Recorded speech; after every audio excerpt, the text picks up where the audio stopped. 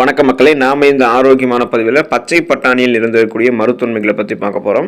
பச்சை பட்டாணியில் மேங்கனீஸ், இரும்புச்சத்து, ஃபோலேட் மற்றும் தயாமின் போன்ற ஊட்டச்சத்துக்கள் இருக்குது. இதன் அதிகப்படியான ஃபைபர் என்று சொல்லக்கூடிய நார்சத்து மற்றும் குறைந்த கலோரிகள் நம்மளுடைய உடல் எடையை எந்த விதமான சைடு எஃபெக்டும் இல்லாமல் ஆரோக்கியமான முறையில் குறைக்கிறதுக்கு உதவிகரமாக இருக்கும். பச்சை பட்டாணி ஜீரண சக்திக்கு உதவிகரமாக இருக்கும் அப்படின்றதால குடலில் இருக்கக்கூடிய நல்ல பாக்டீரியாக்களை அதிகரித்து குடல் ஆரோக்கியத்தை மேம்படுத்துகிறது. ஸோ இந்த நன்மைகள் மட்டுமே பச்சை பட்டாணியில் கிடையாது மக்களே. இதை விடவும் இன்னும் ஆரோக்கியமான மருத்துவன்மைகள் பச்சை பட்டாணியில் இருக்கு. வாங்க அந்த நன்மைகள்லாம் என்னென்ன அப்படின்றத பற்றி ஒவ்வொன்றா தெளிவாக விளக்கமாக பார்ப்போம். அதை பற்றி பார்க்கறதுக்கு முன்னாடி இந்த வீடியோக்கு மட்டும் ஒரு லைக் கொடுத்துட்டு இந்த தகவலை உங்களுக்கு தெரிஞ்சவங்களுக்கும் ஷேர் பண்ணிடுங்க. ஏன்னா இது அவங்களுக்கும் பயனுள்ளதாக இருக்கக்கூடிய ஒரு ஆரோக்கியமான பதிவு தான். இது போன்ற அப்டேட்ஸ்கள் நீங்கள் தொடர்ந்து பார்க்கறதுக்கு நம்மளுடைய ஹெல்த் நியூஸ் தமிழ் சேனலை சப்ஸ்கிரைப் பண்ணிட்டு பக்கத்தில் இருக்கக்கூடிய பெல் பட்டனையும் கிளிக் பண்ணி ஆல் அப்படின்ற ஆப்ஷனையும் மறக்காம செட் பண்ணி வச்சுக்கிட்டீங்க அப்படின்னா நான் போடக்கூடிய எல்லா அப்டேட்ஸும் உங்களுக்கு நோட்டிஃபிகேஷன் அடிக்கடி வந்து சேரும். சரி வாங்க மக்களே, இப்போ வீடியோக்குள்ளே போயிடலாம். ரத்த சர்க்கரையினுடைய அளவு கட்டுப்பாடோடு இருக்கிறதுக்கு நம்ம பச்சை பயிரை நம்மளுடைய உணவுகளை சேர்த்துக்கலாம். ஸோ பிளட்டில் வந்து சுகருடைய அளவை கண்ட்ரோலாக வச்சுக்கிறதுக்கு நீரிழிவு நோயாளிகள், சுகர் பேஷண்ட்ஸ் வந்து பச்சை பயிரை தங்களுடைய உணவுகளில் அளவோடு சேர்த்துக்கலாம்.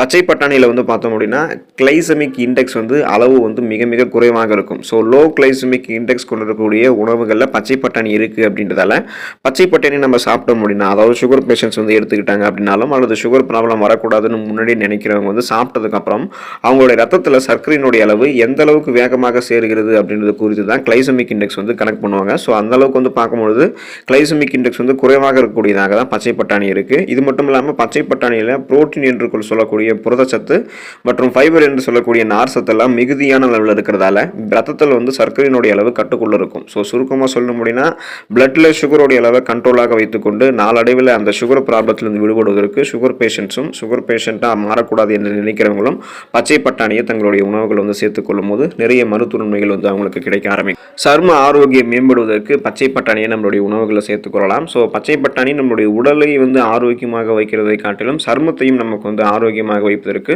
உதவிகரமாக இருக்கும். இப்போ சரும ஆரோக்கியத்தை மேம்படுத்த உதவிகரமாக இருக்கக்கூடிய விட்டமின் B6, விட்டமின் C எனும் உயிர் சத்து மற்றும் ஃபோலேட் ஆகிய சத்துக்கள் எல்லாமே பச்சை பட்டாணியில் இருக்கு. இது எல்லாமே நம்மளுடைய சருமத்தில் வரக்கூடிய அலர்ச்சியை வந்து கட்டுப்படுத்தும். அந்த நாள்பட்ட அலர்ச்சியை எதிர்த்து போராடக்கூடிய ஆன்டி இன்ஃப்ளமேட்டரி ப்ராப்பர்ட்டிஸ், அலர்ச்சி எதிர்ப்பு பண்புகளை நமக்கு கொடுக்கறதால சர்மம் நமக்கு எப்போதுமே வந்து எந்த விதமான பிரச்சனையும் இல்லாமல் இருக்கும். சருமத்தில் வந்து இயல்பாக இருக்க வேண்டிய கோலோஜன் உற்பத்தியை நமக்கு இன்னும் அதிகப்படுத்தி மற்றும் எலாஸ்டின், புரதம் போன்றவற்றையெல்லாம் பச்சை பட்டாணி கொடுக்கறதால சர்மம் எப்போதுமே நெகிழ்வுத்தன்மையோட வந்து நமக்கு இருக்கும். ஸோ அதே போல் சர்மம் வந்து புத்துணர்ச்சியாக ரெஃப்ரெஷ்மெண்ட்டாக இருக்கும், நீரேற்றத்தோடு இருக்கும். வறட்சி வந்து நம்மளுடைய சர்மத்தில் காணப்படாது, தோல் சுருக்கம் வந்து இருக்காது, கண் கருவளையங்கள், பிளாக் சர்க்கிள்ஸ், முகப்பொருட்கள் என எதுவுமே நமக்கு இருக்காது. சாஃப்ட் அண்ட் ஷைனிங் ஃபேஸ், மின்னக்கூடிய பளபளப்பான மிருதுவான சர்மத்தை நம்ம பெறுவதற்கு தொடர்ந்து நம்மளுடைய உணவுகளை நம்ம பச்சை பட்டாணி வந்து சேர்த்துக்கொள்ளலாம். புரதச்சத்து என்று சொல்லக்கூடிய புரோட்டீன் மிகுந்தது பச்சை பட்டாணி. ஸோ நம்மளுடைய உடல் ஆற்றலுக்கு வந்து புரோட்டீன் என்று சொல்லக்கூடிய இந்த புரதச்சத்து மிக மிக அவசியம் அப்படின்றதால பச்சை பட்டாணி நம்மளுடைய உணவுகளை வந்து நம்ம சேர்த்துக்கிட்டு தான் இருக்கணும். இது மட்டும் இல்லாமல் ஃபைபர் என்று சொல்லக்கூடிய நார் சத்துமே நமக்கு வந்து என்ன பண்ணுது அப்படின்னா புரதச்சத்தோடு சேர்த்து ரொம்ப ரொம்ப முக்கியமானதாக இருக்கிறதால பச்சை பட்டாணி எடுத்துக்கொள்ளும் போது புரதச்சத்தும் நார் சத்தும் கிடைக்கும். இந்த இரண்டு சத்துக்களையுமே மிகுதியாக கொண்டிருக்கக்கூடிய பச்சை பட்டாணி நம்ம சாப்பிடும்போது நம்மளுடைய உடல் வந்து இந்த இரண்டு சத்துக்களாலும் வலுவடைய ஆரம்பிக்கும், ஸ்ட்ராங்காக ஆரம்பிக்கும். நரம்புகள், எலும்புகள், தசைகள் என எல்லாமே உடல் இருக்கக்கூடிய உடல் உறுப்புகள் அனைத்துமே வலுப்பெற்று உடல் வந்து ஸ்ட்ராங் ஆகிடும். அப்போ நமக்கு எந்த விதமான நோயும் இருக்காது, எந்த விதமான நோயையும் நம்ம எதிர்த்து போராடக்கூடிய தன்மையெல்லாம் நமக்கு கிடைக்கும். குறிப்பாக புரதம் நிறைந்திருக்கக்கூடிய இறைச்சி உணவுகளை தவிர்க்கக்கூடிய வகையில் நீங்கள் இருக்கீங்கன்னா, சைவ பிரிவர்களாக நீங்கள் இருக்கும்பொழுது உங்களுக்கான அந்த புரத தேவையை இந்த பச்சை பட்டாணி உங்களுக்கு நிறைவு செய்யும். ஸோ ஃபுல்ஃபில் பண்ணும். ஸோ அப்போ நீங்கள் நான்வெஜ் சாப்பிடல அப்படின்னா நீங்கள் என்ன பண்ணலாம் அப்படின்னா இந்த மாதிரி வெஜிடேரியனாக இருக்கும்போது இந்த பச்சை பட்டாணி எடுத்துக்கிட்டிங்கன்னா புரதம் உங்களுக்கு கிடைக்க ஆரம்பிக்கும்.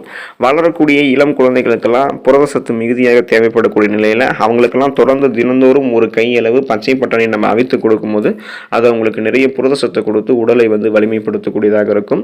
கொலஸ்ட்ராலுடைய அளவுகள் வந்து சீரடையும் நீங்கள் பச்சை பட்டாணியை உங்களுடைய உணவுகளை சேர்த்துக்கொள்ளும் போது.